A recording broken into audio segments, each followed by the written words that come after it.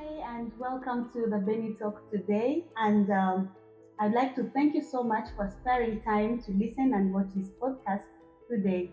And if it's your first time, please feel free to subscribe so that you don't miss on the other videos that we are going to share very, very soon.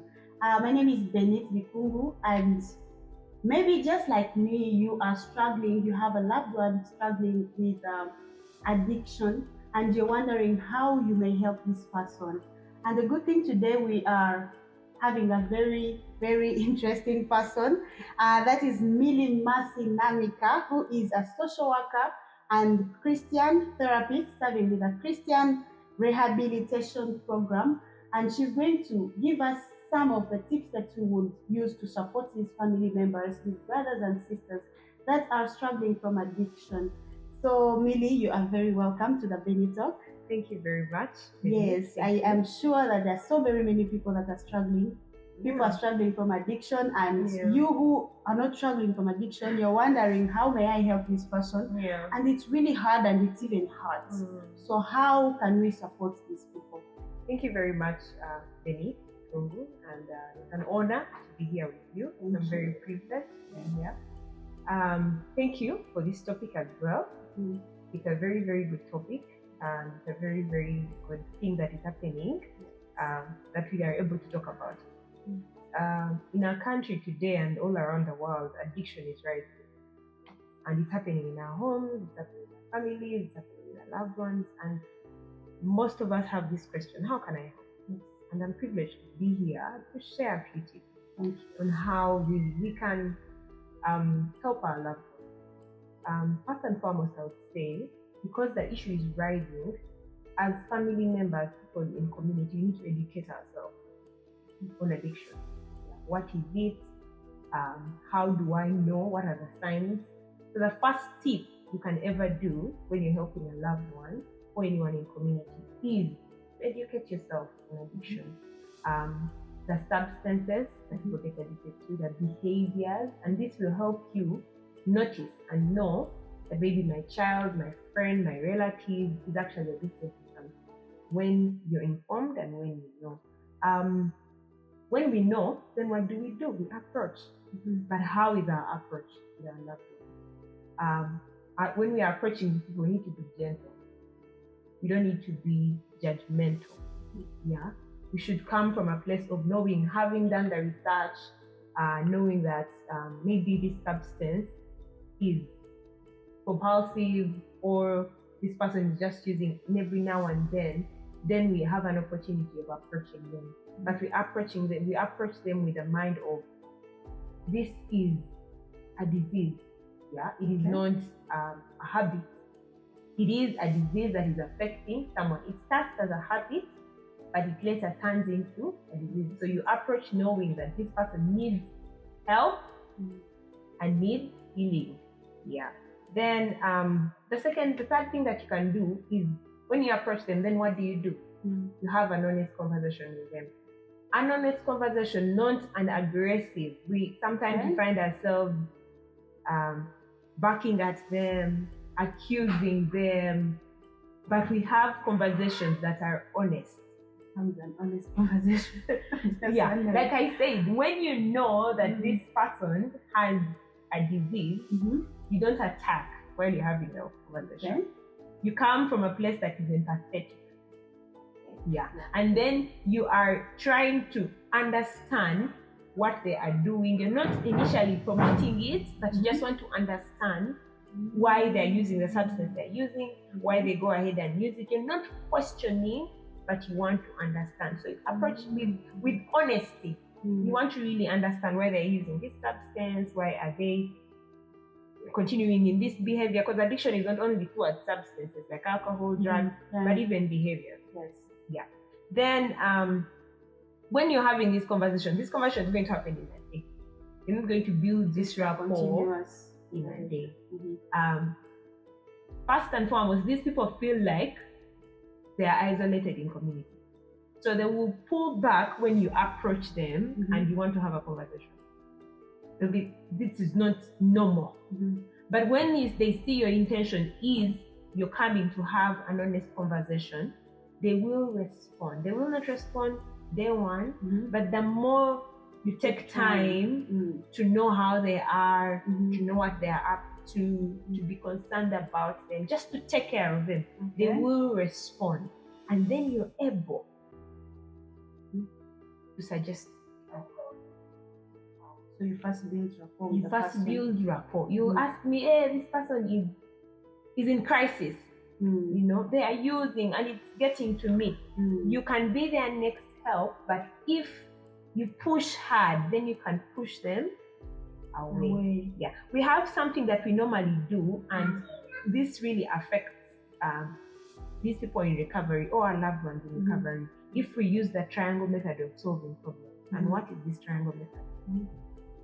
In case I have a brother that is using, I find out they're using, then I run to my mom immediately and let them know, hey, mommy, I found Tom using or doing ABCD. Then the mother is going to come and attack the person. This triangle method is not the best way we can help our loved ones. When you notice a loved one, whether you're a sibling, you notice a brother that is using, before you alarm your whole neighborhood, your whole family, try to understand. Because you can actually curb the situation before it becomes so bad. Because if you actually go ahead and tell the parents, then the mother may come in and argue, and then he will distance himself, he will withdraw, become aggressive, and all that. But actually, if I notice my brother is using ABCD, then I approach them. I try to understand why. Yeah, I try to be empathetic. I look out for them. I build this friendship, and then I'm able to suggest help, and there is help. And then as we build this rapport, we have to set boundaries with our loved ones, because they can actually manipulate that relationship. How? How do you set boundaries? How do you set boundaries? You're setting boundaries to stop enabling, because you might support but also enable this this addiction to grow. Yeah. Maybe they'll ask you for money, you know, maybe they want you to cover up for them. Know when to say, no, I'm not giving you any money. Yes, yeah. So set boundaries that are clear at the beginning of the relationship. Don't start with, hey, I want to build rapport with them, so I'm going to give them money. No. Okay. You're enabling the addiction. Like, for example, you are at home with a loved one and then they want to step out, or a young kid just wants to go to the club, and or just be clear and tell them that, hey, yes, I know you're struggling, but I'm not actually going to do this for you. So as you build the rapport, set the boundary. And this will help you know when you can actually suggest help. And then you have conversations that are mind opening of reality. The more you build rapport, you're able to sit down with a loved one and actually call them out on certain things. But hey, all the money you're making is going to this thing, drinking. Try to find out, how are they emotionally? Most times, when we have loved ones, siblings that are using drugs, we label them. We label them, we distance ourselves from them, we abuse them emotionally, we call them different names. The addiction is already eating them up. So the fact that we go ahead and accuse them of their behavior and label them different names, here in Uganda, maybe I could use a local language. You know, I don't know in Swahili what you could say, but we label people because of how we see them behave, and this can actually affect them. They'll say, hey, initially I'm already what you call me, so I'll go ahead and be that. So we need to speak life.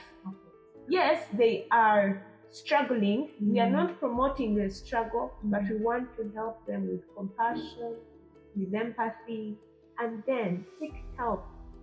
You, as an individual that is being affected in a family, you're a wife, your husband, is using excessively, is addicted. Mm. Find help, professional help. I'm not talking about just go to this one and talk to them, whatever. We say they aren't using the triangle method. Yes. But find help, a profession that you can speak to. How can I help my spouse deal with this, and how can I encourage them? Yes, they're doing something that nags me, they're doing something that irritates me, but then how can I be there for them and then propose recovery? And as I finish, I would like to encourage and call out as well that in this day and era, addiction is rising in so many things that we can't understand. People are struggling. So we need to be safe spaces for our loved ones. And how do we be safe spaces? We encourage them. We speak life into their life. Even when they're in their struggles, we speak life. And then find help. Find help because help is actually there. And then do research on this addiction thing. It's not only a disease, but it's so many things. It breaks us in so many ways. It breaks families. It takes lives of loved ones. We know people that have died due to addiction. So I want to call you up, and thank you for this. But I just want to call out people and also tell them not to start. The moment you feel like I have something I have to cope with, stress, I have to cope with, anxieties of life, pressures of loved ones, find another way of coping. Find a healthy way of burning off the stress. Find a healthy way of living a good life when you're not being affected by a drug, by substances, by behaviors. So, this is a lot of information. Thank you so much for speaking to us. And I'm very sure that, like I said at the beginning, there are many people struggling, including myself. And I really wanted to host you so that I could also be of help to my loved ones. And this is really interesting. Thank you so much for sparing your time. And you may be watching us today and you feel like this information is someone who may need to have this information. Feel free to share with them the video, and we are going to put our information right below. And if you would like to reach out to us, or you would like to reach out to Millie, Mercy, feel free to text us on the email that's going to be on the screen, and we shall give you the support that you need. Like we said at the beginning, she's a therapist and she could support you in whatever way or support the loved one. So thank you so much, Mercy, for sparing time. And thank you all for watching us today. We shall see you in the next video.